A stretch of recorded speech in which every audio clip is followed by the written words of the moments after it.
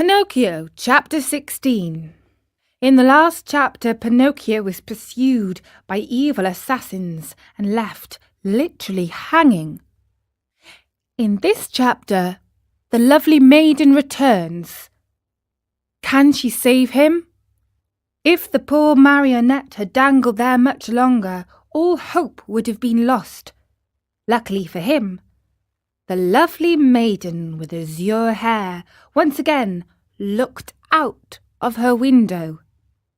Filled with pity at the sight of the poor little fellow being knocked helplessly about by the wind, she clapped her hands together sharply 3 times. At the signal, a loud whir of wings in quick flight was heard, and a large falcon came and settled itself on the window ledge. "What do you command, my charming fairy?" asked the falcon, bending his beak in deep reverse. For it must be known that, after all, the lovely maiden with azure hair was none other than a very kind fairy who had lived for more than 1,000 years in the vicinity of the forest.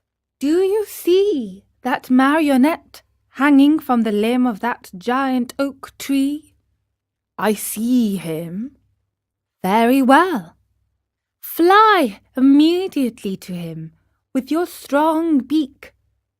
Break the knot which holds him tied, take him down, and lay him softly on the grass at the foot of the oak tree."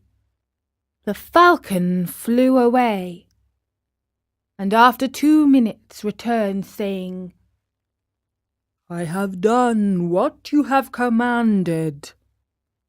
"How did you find him, alive or dead?" "At first glance I thought he was dead, but I found I was wrong. For as soon as I loosened the knot around his neck, he gave a long sigh and mumbled with a faint voice, 'Now I feel better.'" The fairy clapped her hands twice. A magnificent poodle appeared, walking on his hind legs, just like a man. He was dressed in court livery. A tricorn, trimmed with gold lace, was set at a rakish angle over a wig of white curls that dropped down to his waist. He wore a jaunty coat of chocolate-coloured velvet, with diamond buttons, and with 2 huge pockets which were always filled with bones, dropped there at dinner by his loving mistress. Breeches of crimson velvet, silk stockings, and low silver-buckled slippers completed his costume. His tail was encased in a blue silk covering, which was to protect it from the rain. "Come, Medro," said the fairy to him. "Get my best coach ready and set out toward the forest. On reaching the oak tree, you will find a poor half-dead marionette stretched out on the grass. Lift him up tenderly, place him on the silken cushions of the couch, and bring him here to me." The poodle, to show he understood, wagged his silk-covered tail 2 or 3 times and set off at a quick pace. In a few minutes, a lovely little coach made of glass, with lining as soft as whipped cream and chocolate pudding and stuffed with canary feathers, pulled out of the stable. It was drawn by 100 pairs of white mice, and the poodle sat on the coachman's seat and snapped his whip gaily in the air, as if he were a real coachman in a hurry to get to his destination. In a quarter of an hour the coach was back. The fairy, who was waiting at the door of the house, lifted the poor little marionette in her arms, took him to a dainty room with mother-of-pearl walls, put him to bed, and sent immediately for the most famous doctors of the neighbourhood to come to her. One after another the doctors came, a crow, an owl, a talking cricket. "I should like to know, signori," said the fairy, turning to the 3 doctors gathered about Pinocchio's bed.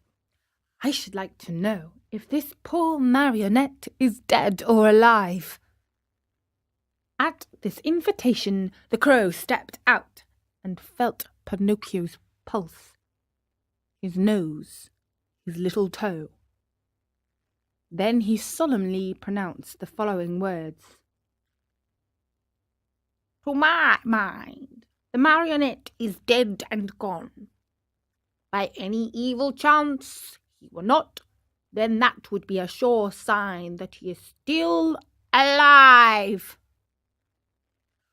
"I am sorry," said the owl, "to have to contradict the crow, my famous friend and colleague. To my mind this marionette is alive, but if any evil chance he were not, then that would be a sure sign that he is wholly dead." "And do you hold any opinion?" the fairy asked the talking cricket. "I say that a wise doctor, when he does not know what he is talking about, should know enough to keep his mouth shut. However, the marionette is not a stranger to me. I have known him a long time." Pinocchio, who until then had been very quiet, shuddered so hard that the bed shook. "That marionette," continued the talking cricket, "is a rascal of the worst kind." Pinocchio opened his eyes and closed them again. "He is rude, lazy, a runaway." Pinocchio hid his face under the sheets. "That marionette is a disobedient son who is breaking his father's heart." Long, shuddering sobs were heard, cries and deep sighs. Think how surprised everyone was when, on raising the sheets, they discovered Pinocchio half melted in tears. "When the dead weep, they are beginning to recover," said the crow solemnly. "I am sorry to contradict my famous friend and colleague," said the owl, "but as far as I'm concerned, I think that when the dead weep, it means they do not want to die." And that was chapter 16 of Pinocchio. And so Pinocchio has been wonderfully rescued by the fairy. But even the magical creatures aren't sure if Pinocchio is alive or dead. What do you think?